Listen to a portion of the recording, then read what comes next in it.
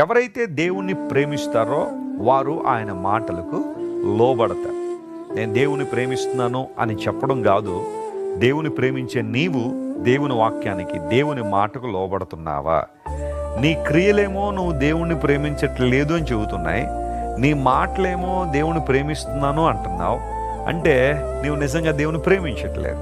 కేవలం మాటల ద్వారానే కాదు ప్రేమ, మన క్రియల ద్వారా కూడా దేవుని ప్రేమించాలి.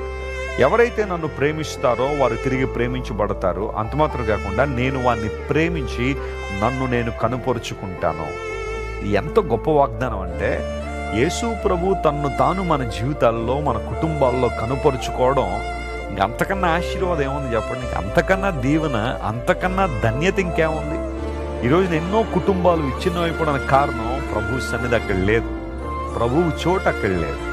ఎంతోమందికి ఎన్నో ఉన్నాయి ఈ లోకంలో. డబ్బు ఉంది, హోదాలు ఉన్నాయి, అధికారాలు ఉన్నాయి, అంతస్తులు ఉన్నాయి, 100 మంది బంధువులు ఉన్నారు చుట్టూ కూడా. లోక సంబంధమైన అనుభవాలు ఎన్నో వారి చుట్టూ ఉన్నప్పటికీ కూడా ఎందుకు వారి జీవితంలో సంతోషం లేదు? ఎందుకు వారు నిజంగా శాంతి సంతోషాలు అనుభవించలేకపోతున్నారు అంటే అక్కడ దేవుని సన్నిధి లేదు, దేవుని ప్రసన్నత అక్కడ లేదు. దేవుడు తను కనుపరుచుకునే అనుభవాలు అక్కడ క్రియేట్ చేయలేకపోతారు మానవుడు.